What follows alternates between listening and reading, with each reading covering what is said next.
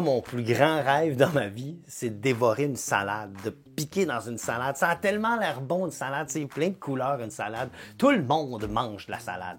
Mon rêve, c'est de manger une salade puis de la savourer. Malheureusement, il y a trop de textures, trop de saveurs, trop d'affaires. Je suis pétrifié, il n'y a rien à faire, juste croquer ça. Ben écoute, je l'enlève dans mon club sandwich. Il est plate à mourir, pas de salade, pas de tomate. Enlève-moi tout ça, enlève-moi toute la couleur.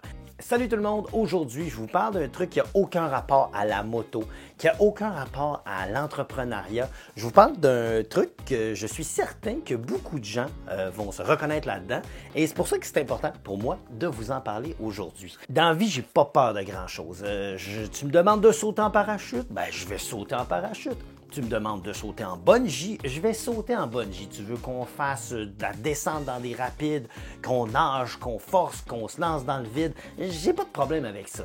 Mais aller manger dans un restaurant, ça me terrifie. En fait, je souffre d'un truc qui s'appelle l'ARFID, A-R-F-I-D. En français, c'est le trouble de l'alimentation évitante ou restrictive. En gros, j'ai peur de manger. Autour de vous, il y a sûrement des gens qui sont plus difficiles, comme on dit. C'est le terme qu'on dit. Ils sont difficiles, ils veulent pas manger ci, ils veulent pas manger ça, ils trouvent que tout est dégueulasse. Mais en fait, c'est pas qu'on trouve que tout est dégueulasse. C'est que honnêtement, c'est tellement difficile de trouver quelque chose que j'aime que je suis rendu un peu paranoïaque à essayer. Je suis tellement tanné de goûter des trucs qui, selon moi, goûtent pas bon, où la texture est vraiment trop bizarre pour mon palais, que j'ai décidé d'arrêter de goûter à tout. À un moment donné, quand t'es pas bon à faire du polo, tu peux arrêter de jouer au polo. Trouve un autre sport. En gros, il y a trois grandes formes de ARFID. Premièrement, l'hypersensibilité sensorielle. Deuxièmement, la peur des aliments liée à une expérience négative. Et troisièmement, le manque d'intérêt ou d'appétit. L'hypersensibilité sensorielle, moi, ça m'affecte plus particulièrement. Je vais adorer une crème de légumes, mais moi, n'importe quoi là-dedans, je vais adorer ça. Mais croquer dans une carotte ou croquer dans une pomme, la texture que mes dents font quand ça touche une pomme, je suis pas capable. Ou une carotte qui est trop sèche, il n'y a rien à faire, c'est ça, le croquant, le demi-croquant, le demi-mou, je suis pas capable de ça, je suis juste pas capable. Si je prends du beurre d'arachide, il faut qu'il soit crémeux. S'il n'est pas crémeux, puis qu'il est aux arachides littéralement, puis qu'il y a du croquant à travers le crémeux, incapable, je suis pas capable. Ça, c'est de l'hypersensibilité sensorielle. La peur des aliments liés à une mauvaise expérience, il y a certaines personnes qui ont ça. J'ai ça aussi. J'ai déjà goûté à des trucs dans ma vie qui étaient supposés goûter sucré, qui étaient complètement salés. Une erreur dans la recette m'a fait vomir littéralement. Ou un petit quelque chose qui est ajouté dans une recette, aller aux toilettes pour vomir tout ce que j'ai mangé. C'était tellement fréquent que moi aussi, je fais partie de ces gens-là qui ont une mauvaise expérience, puis ça a troublé mon alimentation. Je pense. Mais mentalement, je vais bien. Je pense aussi. Le manque d'intérêt ou le manque d'appétit, ça, c'est venu un petit peu plus tard. Pour ma part, j'ai eu la chance d'avoir plein de copines qui étaient super bonnes, qui comprenaient mon problème puis qui m'aidaient à me trouver des recettes qui étaient bonnes pour moi.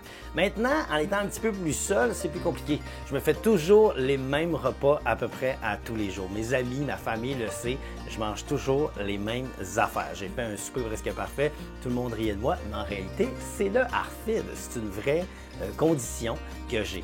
Souvent, le manque d'appétit, c'est qu'on a faim, mais on oublie qu'on a faim. C'est plus simple comme ça. Et puis, ça nous évite de goûter à des trucs qu'on n'a pas envie de goûter. Bon, c'est pas une pratique très géniale à pratiquer, mais c'est ça. Les gens du ARFID, souvent, on va moins manger. On va manger juste du pain, par exemple, ou juste un breuvage qu'on aime, plutôt que de manger un repas, parce qu'il y a tellement de trucs qu'on n'aime pas que ça revient plus simple.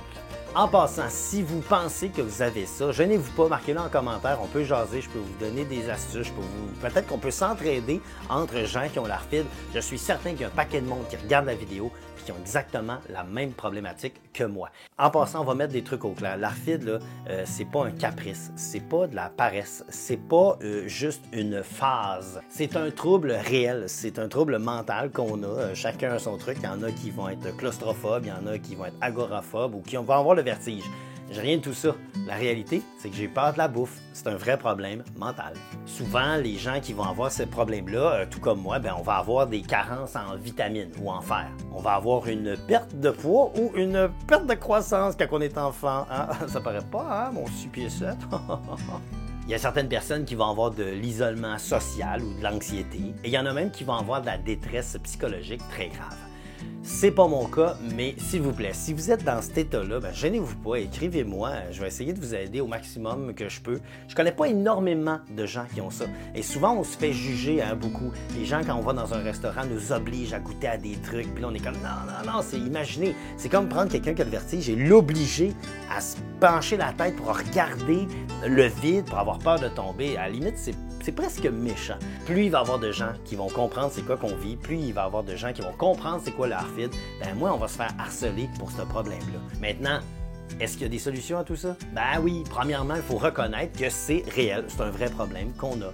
On peut aussi consulter un psychologue ou un nutritionniste spécialisé. Ça va nous aider à trouver des aliments ou des textures qui vont nous aider à ne pas avoir de carence alimentaire. Tout le monde arrêtez de nous dire goûte à ci, goûte à ci, goûte à ça. Ça va prendre un certain temps et surtout, ça va venir de nous-mêmes.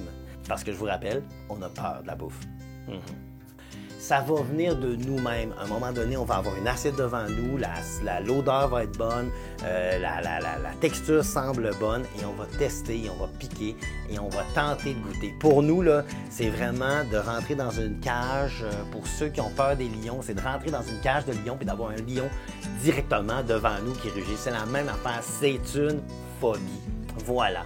Alors, patience autour de nous, donnez-nous une petite chance. À un moment donné, on va manger, on va goûter à des trucs, puis on va augmenter notre capacité à manger des nouvelles saveurs puis des nouveaux aliments. Bref, si vous connaissez quelqu'un ou que toi-même, tu souffres de ARFID, ben, gêne-toi pas, écris-le en commentaire, puis donne-moi donc des trucs, toi, comment tu as fait pour trouver des nouvelles saveurs ou des nouvelles textures à manger sans que ça dérange ton entourage. Salut tout le monde!